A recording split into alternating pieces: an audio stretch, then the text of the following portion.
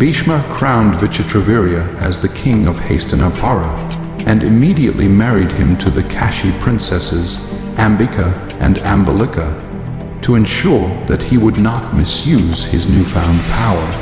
Satyavati, beaming with joy, presided over the celebrations, while Bhishma, with dedicated effort, managed the wedding arrangements, ensuring everything was carried out smoothly. Though initially reluctant due to being brought forcibly, Ambika and Ambalika found solace in Satyavati's friendly behavior and soon adapted to the lifestyle of Hastinapura. Despite King Vichitravirya not spending much time with the young queens due to his indulgences, Ambika and Ambalika learned to adjust to their new life in the kingdom. They gradually accepted their roles and embraced their responsibilities as the queens of Hastinapura. While on one side, Bhishma was immersed in his duties of protecting the kingdom and ensuring that King Vichitravirya's indulgences did not go unchecked. An informant brought rare news that Parshuram, the revered sage, had arrived in Hastinapura and wished to meet Bhishma.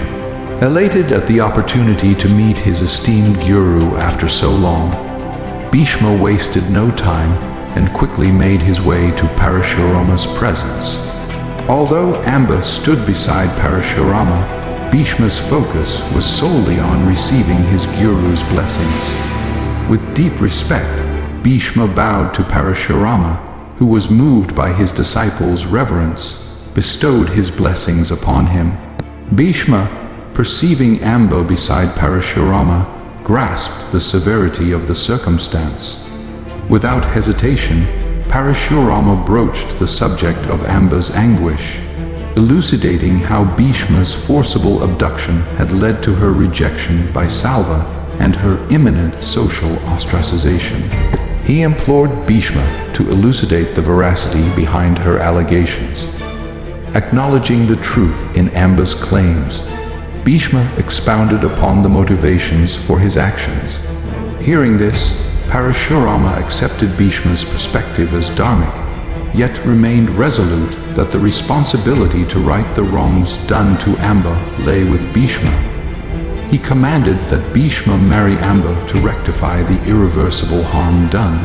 Astonished Bhishma, faced with the request, expressed his inability to comply, reminding of his lifelong vow of celibacy. In response, Parashurama's anger was reignited by Bhishma's refusal, asserting that if Bhishma defied his command, it would lead to inevitable confrontation. His wrath intensified, and he underscored his unwavering commitment to his promise to Amba, proclaiming that resistance from Bhishma would unequivocally lead to his own downfall. He also admonished that defiance would inexorably bring them to the battlefield. Bhishma, unwavering in his commitment to his vow and the dharmic path he believed in, tried to appease Parashurama with respectful conduct, hoping to avoid further conflict. However, all efforts failed before Parashurama's fiery wrath. Caught between his adherence to Dharma and respect for his revered teacher, Bhishma was torn but ultimately confessed that he could only defy Parashurama because he could not abandon his principles. Resigned, he agreed to the combat, and Parashurama declared that he would await Bhishma at Kurukshetra. Upon his arrival at the royal palace, Bhishma convened with the ministers and royal sages alongside Satyavati to discuss the impending battle with Parashurama. The revelation of this duel left everyone in a state of shock and concern. They warned Bhishma of the gravity of his decision, explaining that confronting a divine avatar like Parashurama was tantamount to inviting death itself. Despite their fears, Bhishma remained resolute in his commitment to uphold Dharma, expressing that retreating in these trying circumstances would not only be a cowardly act, but also a defeat of righteousness itself. While all were gripped with apprehension, The royal sages blessed Bhishma, hoping for his success in this dharmic battle.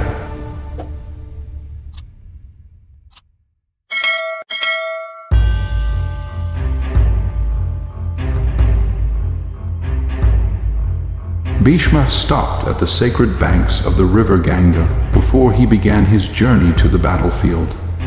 There, he deeply reflected on his mother, goddess Ganga, seeking guidance and strength for the challenges ahead.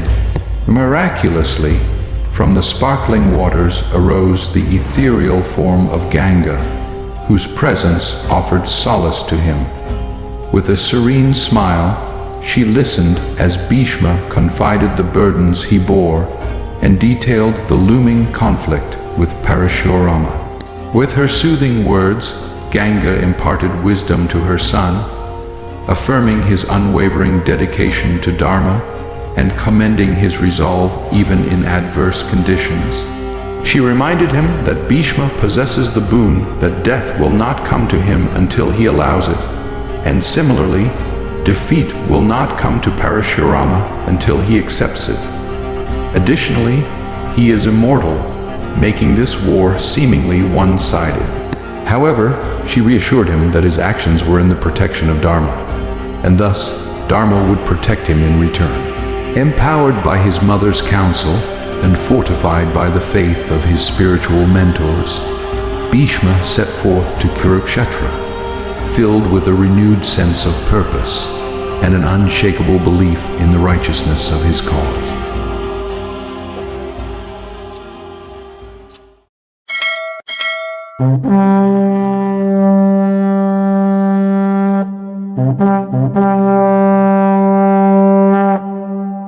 Upon reaching Kurukshetra, Bhishma found Parashurama standing ready with his bow.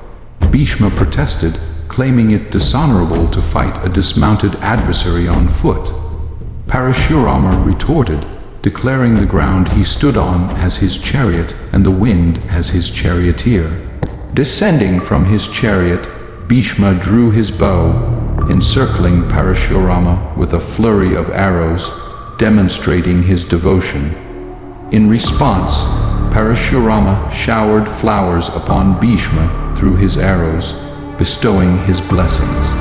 As these two great warriors, endowed with divine faculties, clashed, the battlefield grew intense.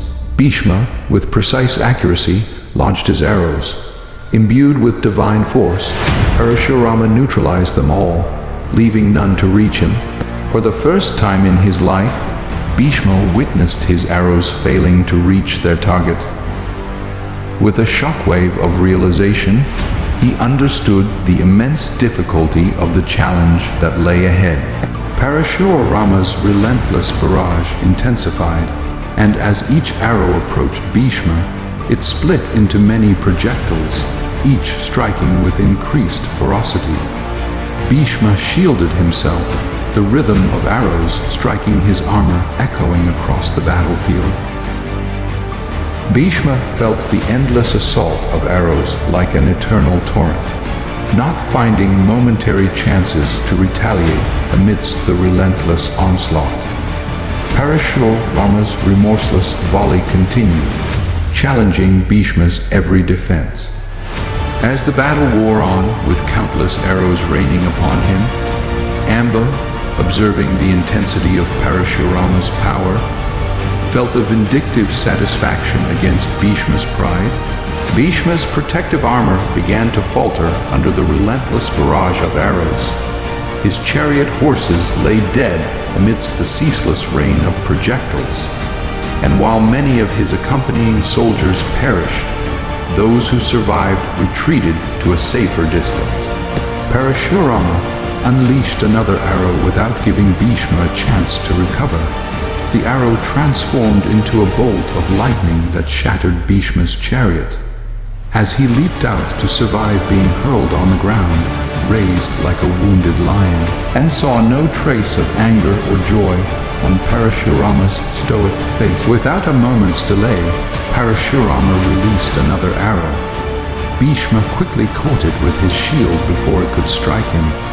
Accompanied by a thunderous roar, The lightning force shattered Bhishma's armor, breaking it into pieces. Despite the intense pain and having never before estimated Parashurama's power to this extent, Bhishma, undeterred and with steadfast resolve, removed the fragments and commenced his own counterattack. Bhishma's arrows swept through the air like a tempest, each splitting into multiple projectiles aimed directly at Parashurama. Yet, Bhishma's efforts met with frustration as the arrows disintegrated upon merely touching Parashurama's body. Parashurama, with an unyielding gaze, stood as if unmoved and untouched by the assault. This scene only deepened Bhishma's sense of despair and ineffectiveness. As Parashurama launched another volley of arrows, they continued to inflict damage on Bhishma, tearing through his flesh.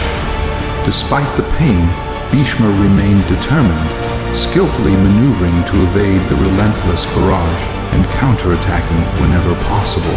Meanwhile, Amba watched intently, her satisfaction growing with each moment of Bhishma's struggle, eagerly anticipating his ultimate defeat. As the sun set, casting a crimson light over the battlefield, Parashurama sheathed his weapons and departed for his hermitage. Exhausted and heavily wounded, Bhishma gasped for breath and collapsed to the ground. Amba, watching intently, reveled in the sight, her inner self dancing with joy at Bhishma's downfall. The scene of Bhishma's injuries, which they never thought would happen, left the soldiers aghast, and they quickly carried him back to the palace.